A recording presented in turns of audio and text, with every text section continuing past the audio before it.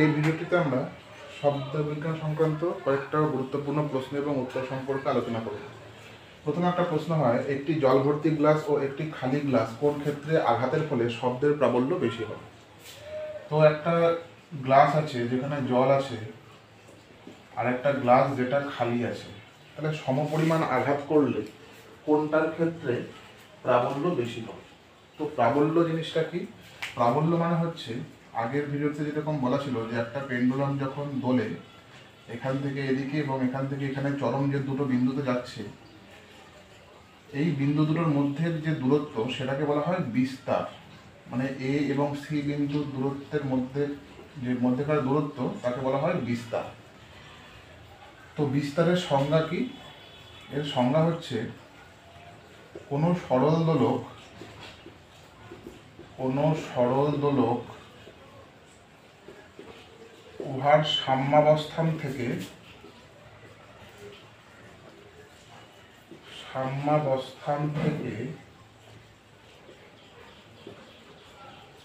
সর্বাধিক যে বিন্দুতে যায়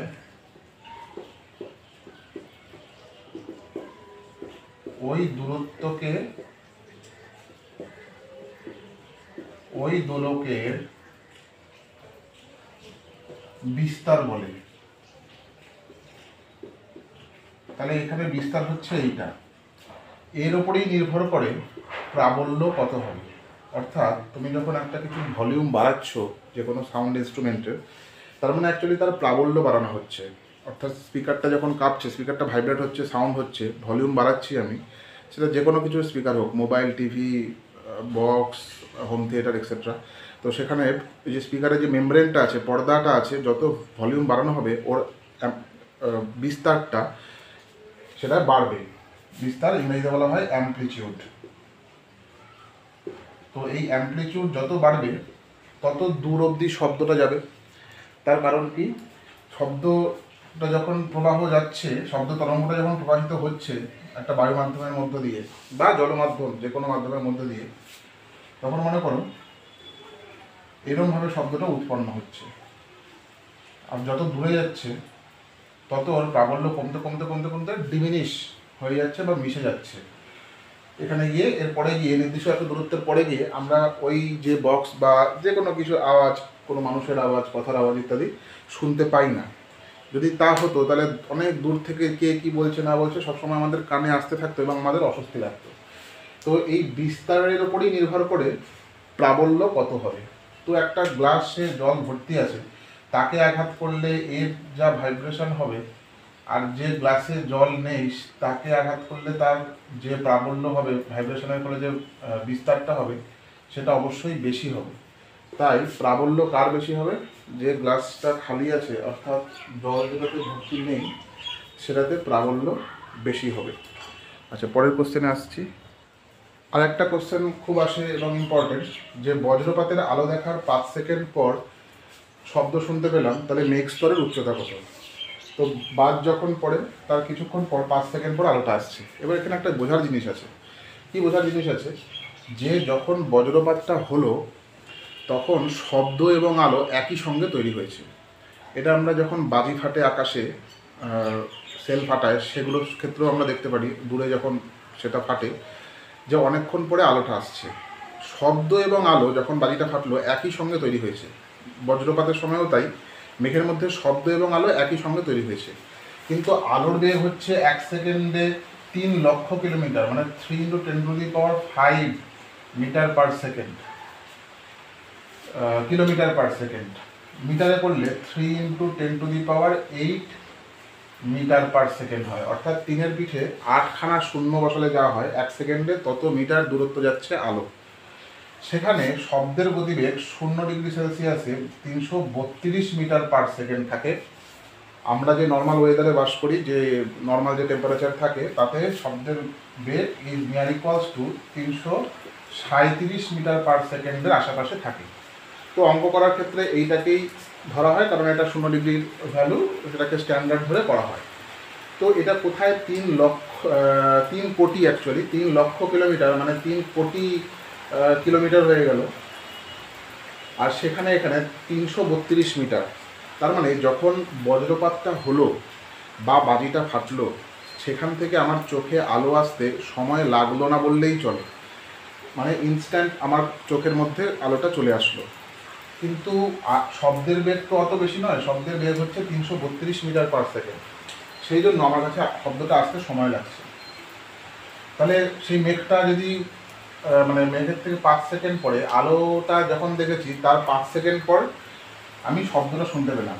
তাহলে 5 সেকেন্ডে শব্দ দূরত্ব অতিক্রম করে সমান 5 গুণ 332। তাহলে গুণ করলে 5 গুণ 1, 15 1 16 6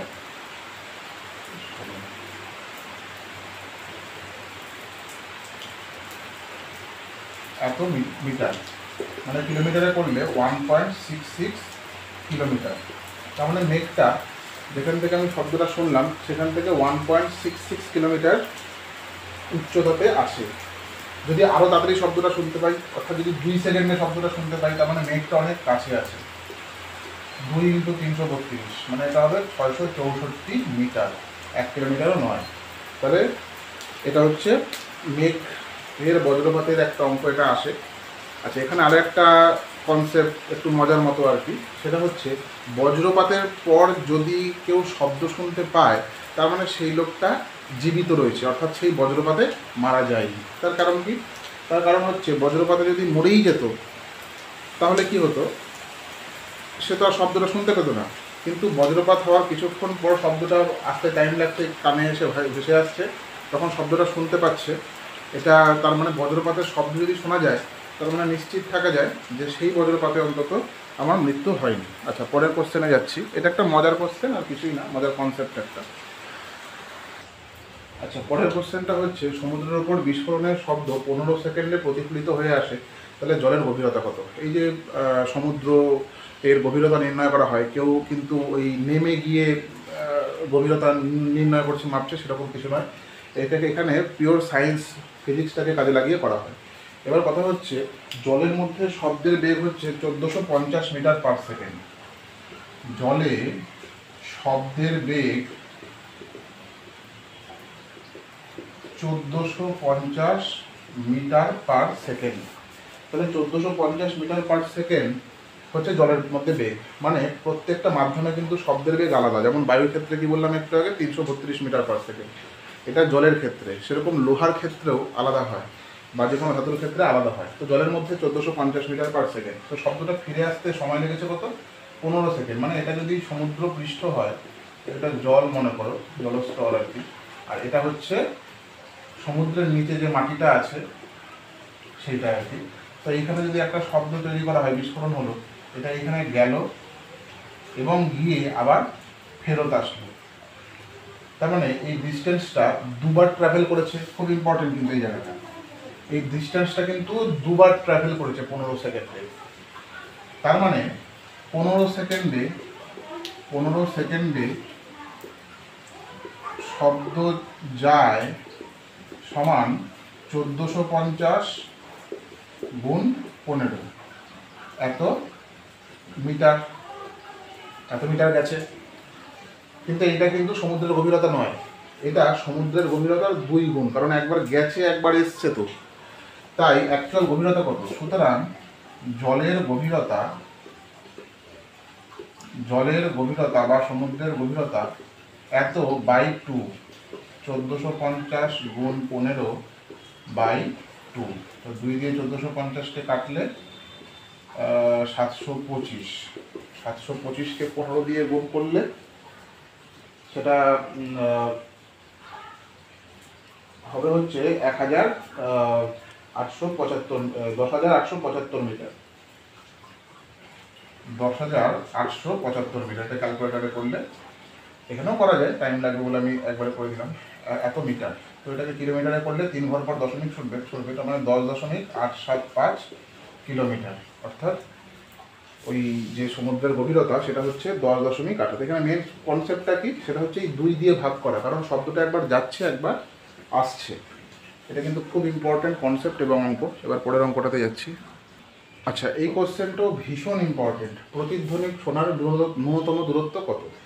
অর্থাৎ একটা দেওয়াল থেকে বা একটা সারফেস, সেটা পাহাড় হতে পারে, দেওয়াল হতে পারে বা যা খুশি হতে পারে, সেখান থেকে ওই শব্দটা, আমার শব্দটাই বা অন্য কোনো একটা শব্দকে আমি প্রতিধ্বনি শুনতে পাবো, তার জন্য ন্যূনতম দূরত্ব কত হতে হবে। এই কোশ্চেনটার মানে কি? তার মানে হচ্ছে প্রতিধ্বনি ব্যাপারটা কি, মানে যে শব্দটা আমি তৈরি করছি সেই শব্দটাই ধাক্কা খেয়ে আমার কানে আসছে, অন্য কোনো শব্দ না, সেইটাকে বলা হবে প্রথম শব্দটার প্রতিধ্বনি। তাহলে এই যে প্রথম শব্দটা, এখানে মনে করে একটা শব্দ তৈরি হবে, এই শব্দটা এখানে গেল, এখানে একটা প্রতিফলক তল আছে, সেই প্রতিফলক তলটা কি হতে পারে? দেওয়াল হতে পারে, পাহাড় হতে পারে, নানান রকম জিনিস হতে পারে। তো এখান থেকে ধাক্কা খেয়ে আবার শব্দটা এখানে ফেরত আসলো। তো এরকম হলেই যে সবসময় প্রতিধ্বনি শোনা যাবে তা কিন্তু নয়। আমরা যে ঘরের মধ্যে থাকি সেখানে প্রতিধ্বনি শোনা যায় না। কেন যায় না? অ্যাকচুয়ালি এই কোশ্চেনটার মধ্যে দুটো কোশ্চেন লুকিয়ে রয়েছে। তো আমাদের কানে শ্রবণের অনুভূতি 1/10 সেকেন্ড অবধি থাকে। শ্রবণের অনুভূতি 1/10 সেকেন্ড পর্যন্ত থাকে।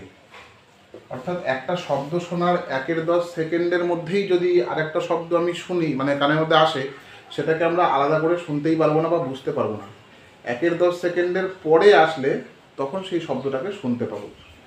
তার মানে এইখান থেকে শব্দটা যাবে, গিয়ে আবার এখানে শব্দটা আসবে, এইটা করতে 1/10 সেকেন্ড সময় ন্যূনতম লাগবে। এর থেকে বেশি হলে ভালো হয়, কমপক্ষে এটা লাগবে। তো 1/10 সেকেন্ডে শব্দটা গেছে, আবার শব্দটা এসছে। তাহলে 1/10 সেকেন্ডে শব্দ যায় বা দূরত্ব অতিক্রম করে কত?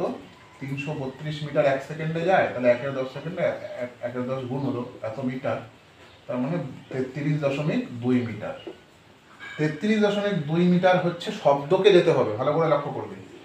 তার মানে দেওয়ালটার দূরত্ব কত হবে? এর অর্ধেক হলেই হবে, কারণ একবার গেছে একবার এসছে তো। সুতরাং প্রতিফলকের দূরত্ব হতে হবে, প্রতিফলকের দূরত্ব হতে হবে এত বাই 2, 33.2/2 মিটার, মানে 16.6 মিটার। অর্থাৎ দেওয়ালটা 16.6 মিটার দূরে থাকলে তবেই আমরা একটা শব্দের প্রতিধ্বনি স্পষ্টরূপে শুনতে পাবো। তার কারণ কি? 16.6 মিটার গেছে, আবার 16.6 মিটার ফেরত এসছে, করতে করতে 1/10 সেকেন্ড হয়ে গেছে। তাহলে 1/10 সেকেন্ড হয়ে গেছে যখন, তখনই আমি শব্দটাকে আলাদাভাবে শুনতে পারছি বা বুঝতে পারছি। তো প্রতিধ্বনি শোনার ন্যূনতম দূরত্ব হচ্ছে 16.6 মিটার। কখন? একমাত্রিক শব্দের ক্ষেত্রে। এবার আমি যদি দ্বিমাত্রিক শব্দ বলি, আমি বলছি এ বি, দুটো শব্দ বললাম, তার মানে এ শব্দটা যাবে এবং বি শব্দটা যাবে, আবার দুটো ফেরত আসবে, মানে দ্বিমাত্রিকের ক্ষেত্রে মোট কথা এটা দ্বিগুণ হয়ে যাবে। দ্বিমাত্রিক যদি বলে, দ্বিমাত্রিক শব্দের ক্ষেত্রে 16.6 গুণ 2, ত্রিমাত্রিক বললে 16.6 গুণ 3, ইত্যাদিভাবে চলতে থাকবে। তো সেগুলো খুব একটা দেয় না, মেন কনসেপ্ট হচ্ছে এটাই। এবং এটা পারলে, এটা দিলেও এটা পারা যাবে। সেটা হচ্ছে যে 1/10 সেকেন্ডে শব্দ যায় হচ্ছে এত, এবং শ্রবণের অনুভূতি 1/10 পর্যন্ত থাকে। এটা উত্তরের মধ্যে অবশ্যই লিখতে হবে এই কথাটা, যে শ্রবণের অনুভূতি 1/10 সেকেন্ড পর্যন্ত থাকে। আচ্ছা, পরের প্রশ্নে যাচ্ছি। এখন একটা কোশ্চেন আসে যে সাধারণ ঘরে, আমরা যে ঘরে থাকি সেখানে আমরা প্রতিধ্বনি শুনতে পাই না কেন? মানে আমরা দেওয়ালটা আছে, দেওয়ালটা থেকে প্রতিধ্বনি শুনতে পাই না কেন? তাহলে একটু আগেই কী করা হলো, যে ন্যূনতম দূরত্ব 16.6 মিটার হতে হবে। এটা 16.6 মিটার হতে হবে। তো খুবই সহজ উত্তর, যে সাধারণ ঘরে আমরা যেখানে বাস করি সেগুলো বেশিরভাগই 16.6 মিটার, মানে কিন্তু অনেকটাই, হ্যাঁ, প্রায় 17 মিটারের কাছাকাছি। তো আমরা যে ঘরে, যে সমস্ত ঘরে বাস করি সেখানে দেওয়ালের দূরত্ব, দুটি দেওয়ালের মধ্যেকার দূরত্ব 16.6 মিটার হয় না। সেই জন্য আমরা সাধারণ ঘরে প্রতিধ্বনি শুনতে পাই না। তাহলে উত্তরটা কী হবে? যে দুটি দেওয়ালের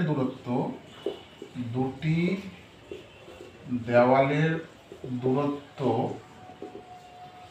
16.6 মিটার অপেক্ষা কম হওয়ায়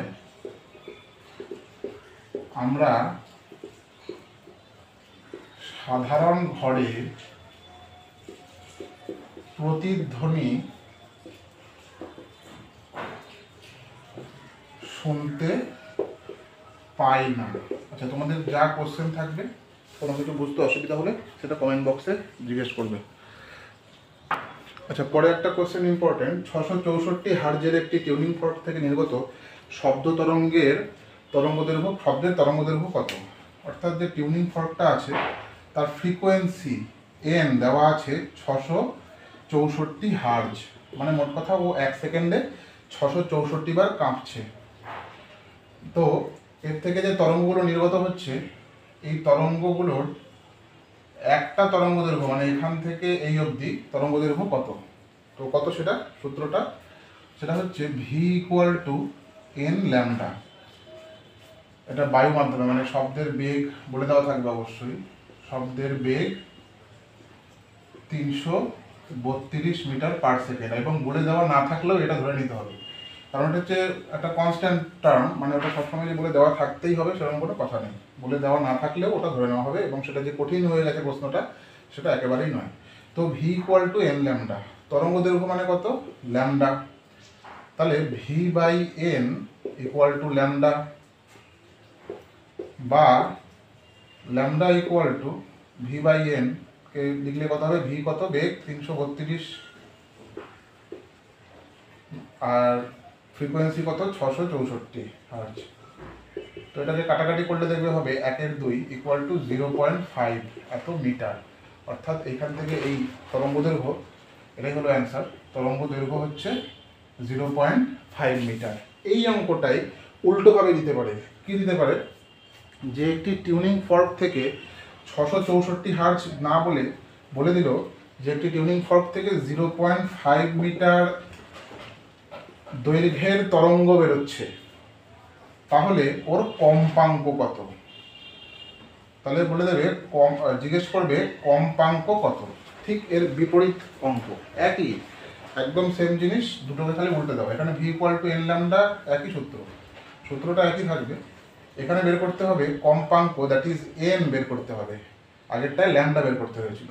তাহলে বা V by lambda equal to N, বা N equal to V by lambda, মানে মানটা বসালে কত হবে? 332, আর ল্যামডা তরঙ্গদৈর্ঘ্যের মান হচ্ছে 0.5।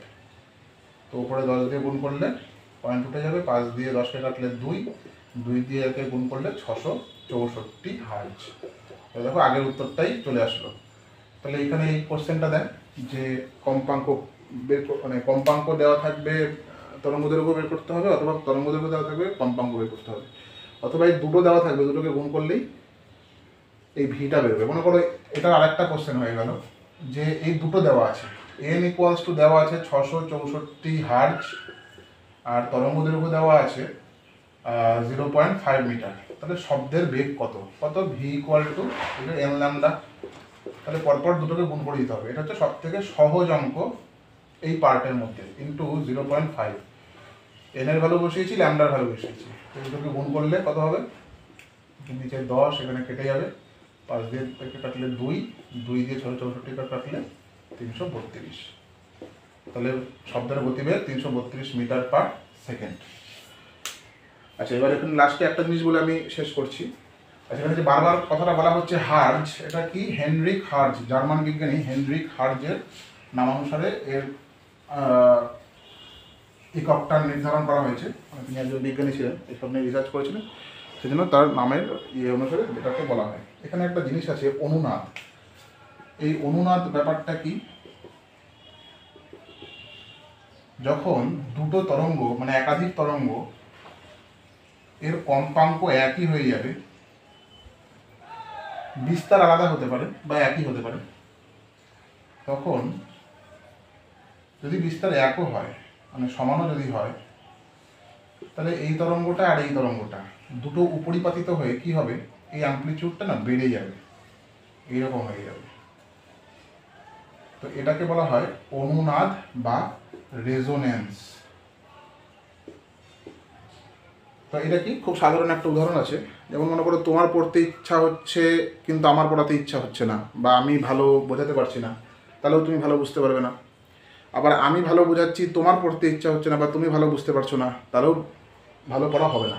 কিন্তু যদি দুটোই হয়, যে তোমারও পড়তে ইচ্ছা হচ্ছে, তুমি ভালো বুঝতে পারছো, এবং আমিও বোঝাচ্ছি যেটা সেটা ভালো বোঝাচ্ছি এবং বুঝতে পারছো, তাহলে দুটোকে যোগ করলে রেজোন্যান্স, মানে তখন ছাত্র খুব সুন্দরভাবে, ছাত্র বা ছাত্রী খুব সুন্দরভাবে বুঝতে পারে। তো অনুনাদ ব্যাপারটাও সেরকম, যে দুটো তরঙ্গ পরপর উপরিপাতিত হয়, যদি কম্পাঙ্ক যখন এক থাকবে, কম্পাঙ্ক এক থাকতে হবে। কম্পাঙ্ক যদি কম বেশি হয়, যদি এরকম হয়ে যায়, তাহলে এটা ম্যাচ খাবে না। তো দুটোকে ম্যাচ খেতে হবে, ম্যাচ খেলে অনুনাদ হয়, তখন এর কম্পনটা অনেক বেশি করে হয়। যাই হোক, এই ভিডিওতে এই পর্যন্তই। তোমার যদি যা কোশ্চেন থাকবে এবং আরও যদি কোনো কোশ্চেন আটকে থাকে, সেটা কমেন্ট বক্সে জিজ্ঞেস করবে, আমি পরের ভিডিওতে বলে দেবো।